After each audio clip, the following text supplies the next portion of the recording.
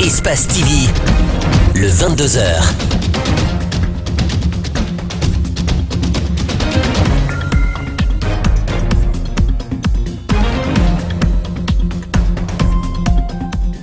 À la une de l'actualité ce soir, ouverture de la 44e session du Conseil des ministres de l'OHADA. Au centre des travaux, l'examen et l'adoption de textes régissant le fonctionnement de l'organisation. Comment vont-ils procéder?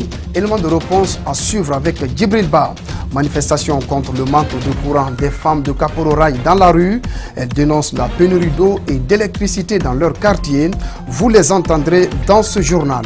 En Afrique du Sud, l'image de l'ANC parti au pouvoir mise à rude épreuve en cause les multiples scandales de corruption qui pèsent sur le président Jacob Zuma. Bonsoir à tous, soyez les bienvenus à ce journal. Conakry abrite la 44e session du Conseil des ministres de l'OHADA. Durant 2 jours, les pays membres de l'organisation vont s'atteler à l'adoption, entre autres, des actes uniformes relatifs à la médiation et aux pratiques de profession de comptable. Reportage à Djibril Ba, Aliouba. C'est un privilège attribué à la Guinée. Depuis ce jeudi, c'est elle qui assume la présidence du Conseil des ministres de l'Organisation pour l'harmonisation en Afrique du droit des affaires. Les participants ont un idéal, celui de parvenir à une parfaite intégration et de coopération entre nations africaines pour le développement. Les progrès que nos différents États ne cessent d'enregistrer dans les différentes études économétriques le démontrent à suffisance. L'amélioration continue du classement de nos pays dans les différents rapports Doing Business est également de nature à restaurer la confiance des investisseurs et à stimuler la croissance, base de tout développement. Les pays membres de l'OHADA s'inscrivent dans la logique de la modernité. C'est pourquoi l'administration de l'organisation voudrait doter des outils adéquats à chaque pays adhérent. On espère que ça va apporter quelque chose de positif pour le monde des affaires, pour le monde des entreprises, pour la vie économique de notre pays. L'avantage, c'est que ça nous permet justement d'avoir ce qu'on appelle une sécurité juridique et judiciaire dans l'ensemble de ces pays membres, dans la mesure où, vous savez, comme on le dit, les affaires n'aiment pas le bruit. L'ouverture de cette 44e session reste une aubaine pour ces 17 pays africains d'acquérir le rapport du comité des experts qui sera présenté à la fin de la journée. Le secrétaire permanent de l'OHADA saisit le contexte pour définir les enjeux que la Guinée fera face car elle dirigera l'organisation durant toute l'année. Je vous propose de l'écouter. La République de Guinée, faut-il le rappeler, a depuis maintenant quelques années joué et continue de jouer un rôle fondamental, cardinal, au sein de l'espace OHADA.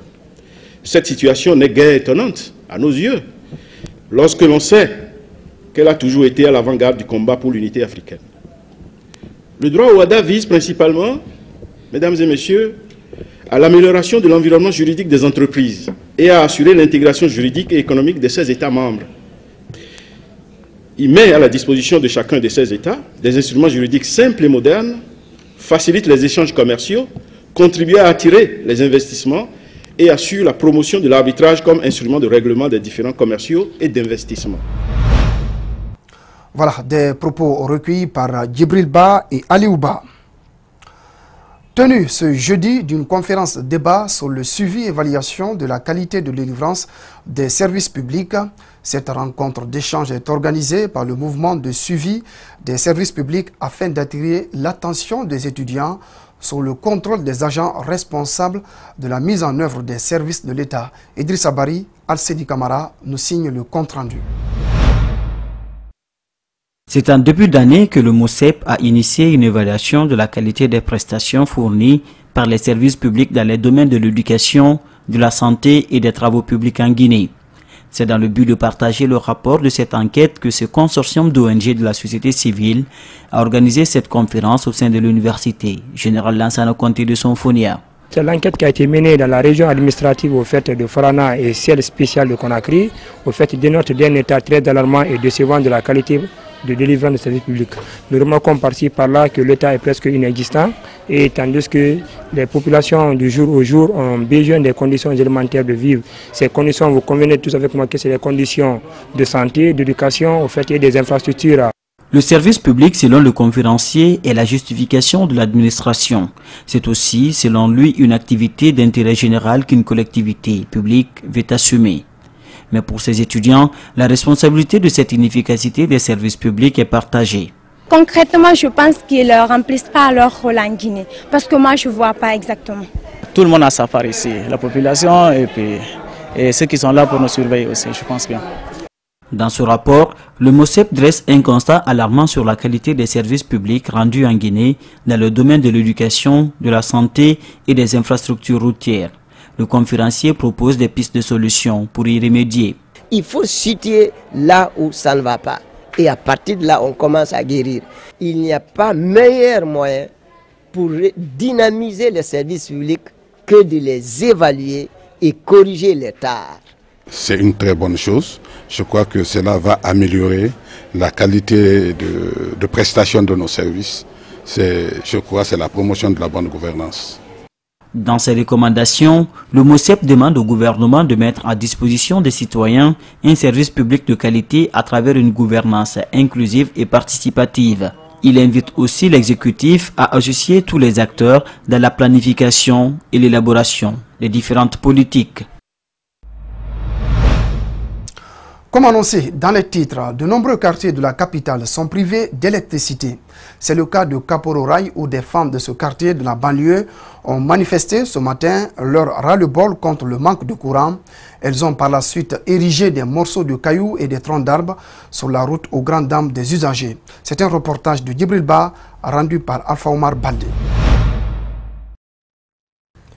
Les hommes en uniforme tentent désespérément de les calmer. Depuis une semaine, le quartier n'est pas fourni en électricité. Selon ces femmes, le seul moyen de se faire entendre est de barricader la route.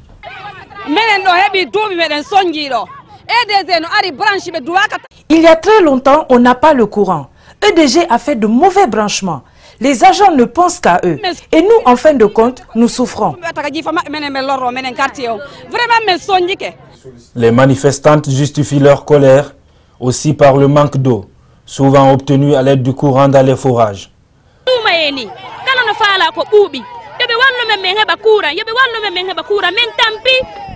C'est le ramadan. Tout le monde veut le bonheur. Aidez-nous à avoir le courant. Nous souffrons et si vous remarquez, il n'y a que des femmes ici.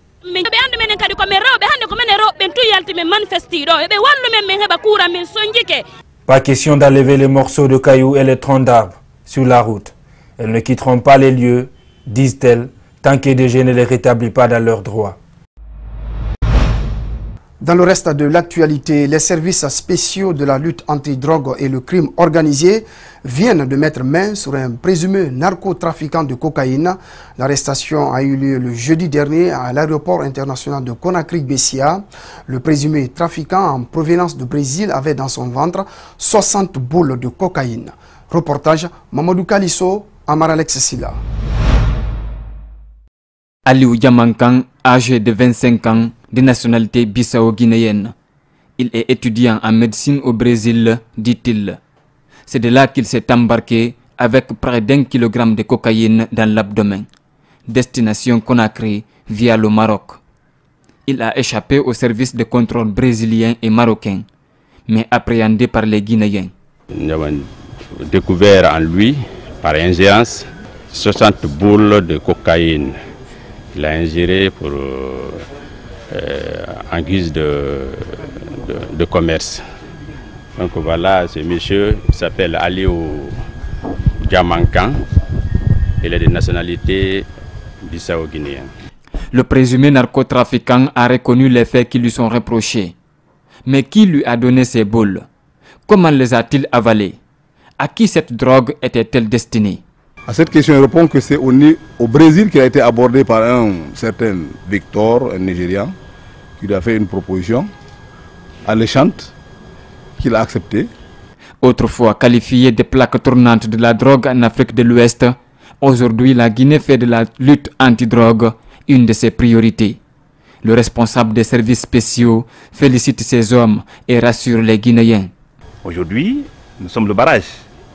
Si quelqu'un prend ces boules depuis le Brésil, via Maroc, avec tout ce que vous connaissez, à l'aéroport d'abord du Brésil, à l'aéroport du Maroc, et que cet intéressé soit arrêté en Guinée, à l'aéroport de Bessia, moi je ne peux que me réjouir pour dire que la volonté politique du président de la République en la matière marche bien. Et pour rassurer les Guinéens que la Guinée ne tombera plus jamais dans cette qualification négative de plaque tournante de trafic de drogue en Afrique de l'Ouest. C'était une insulte à la nation. C'est le 3e présumé narcotrafiquant à être interpellé en moins d'un mois, selon le colonel Moussa Tcheboro. Ce dernier sera transféré à la justice pour répondre de ses actes. Certains quartiers de Dixine comme Bellevue, Kénien ou encore Dixine Bora sont souvent exposés à des inondations pendant la saison des pluies. Cette année, la mairie, le chef de quartier et les personnes de bonne volonté s'activent dans l'assainissement. Une semaine déjà, les résultats sont palpables, mais il y a bien de difficultés. Reportage Mamadou Salouba, Abdoulaye Kamara. Des eaux stagnantes, des montagnes d'ordures, des images qui disent tout sur cette banlieue de la capitale. Nous sommes à Dixine Bora, un quartier connu pour les inondations. L'année dernière, les habitants se sont réveillés les pieds dans l'eau. Cette année, ils se préparent. Depuis une semaine, les jeunes, accompagnés de leur mère et de leur chef de quartier, procèdent au curage des caniveaux. Une opération qui laissait aux autorités. Le ministère de TP rejette le curage de caniveaux sur le ministère de l'aménagement du territoire. Le ministère de l'aménagement du territoire rejette sur les TP. Et nous, à la base, nous rejetons sur l'agence chargée de l'assainissement. On ne trouve pas la solution. Aujourd'hui, ils n'attendent personne. Avec les Libanais, les résultats se font voir à l'image de ces caniveaux débouchés. Mais dans ces quartiers de Kénien, Bellevue École et de Dixine Bora, les habitants prennent les caniveaux pour des dépotoirs d'ordures. On peut les sensibiliser, mais on n'a pas où encore mettre des ordures.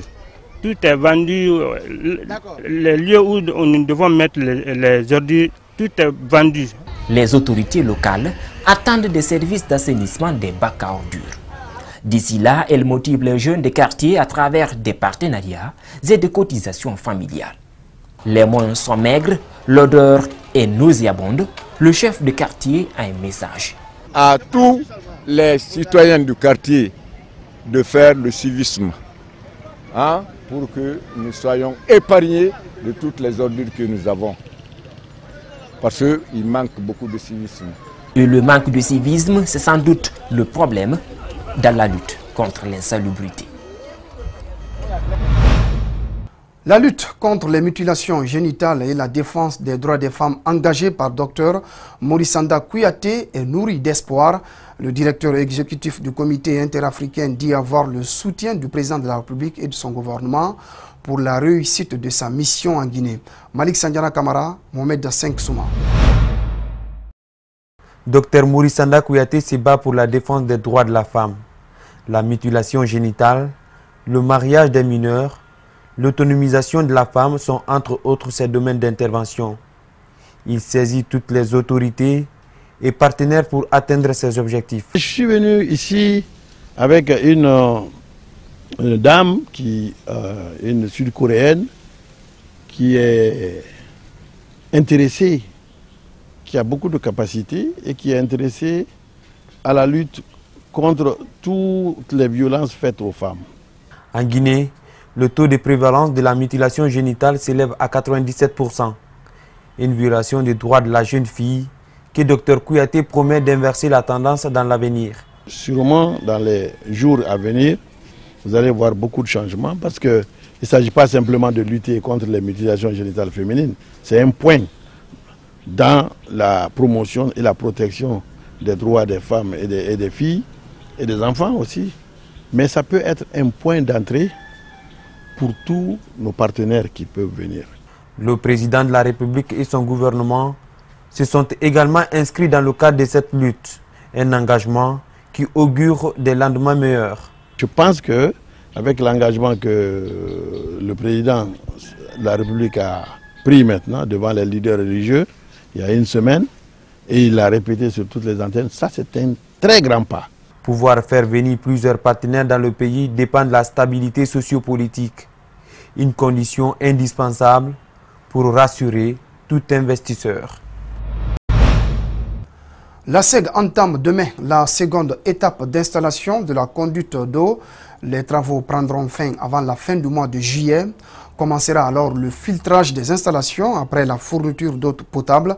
Une visite de terrain suivie d'un point de presse permet à la Société des eaux de Guinée d'afficher un air d'optimisme. Mamadou Sadio Baldé, Ibrahima Souri Souma. Dans 2 jours, la première phase du remplacement de cette conduite sera terminée. Le nouveau tuyau en fonte grise sera définitivement raccordé et posé en lieu et place de la conduite PRV 1100 mm qui, il faut le dire, avait posé d'énormes difficultés dans son exploitation. Le directeur de la SEG rend hommage aux appuis internes et externes. Grâce à la coopération japonaise, que je souhaiterais une fois de plus remercier ici à travers M.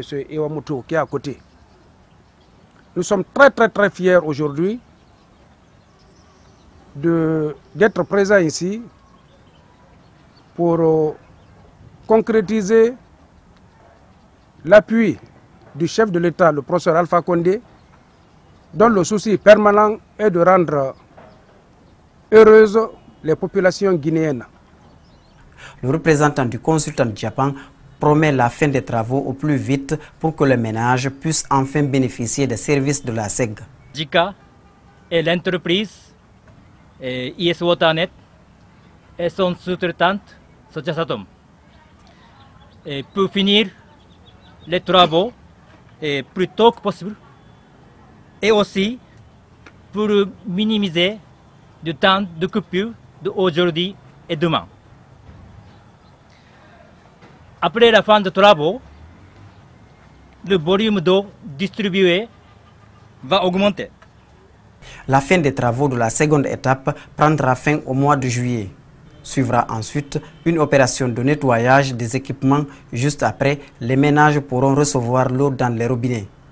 Dès après les essais de pression, dès après la désinfection de ces tuyaux, dès après le rinçage et le nettoyage, immédiatement les populations qui étaient tributaires de cette conduite, mais dont la desserte avait été fortement perturbée par la qualité de ce tuyau, vont vraiment avoir leur desserte rétablie telle que la desserte là était en 2009. En attendant, le directeur général de la SEG appelle les clients à la patience et annonce de fortes perturbations pendant le raccordement du nouveau tuyau.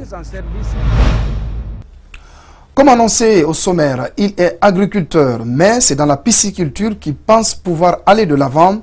David Go-Zopogui, 52 ans, ne cesse de vanter les avantages de la pisciculture et pour nous le démontrer, l'homme nous plonge dans son bas-fond à Massanta. Reportage Mamadou Saliouba, Djibril Kaba Kamara.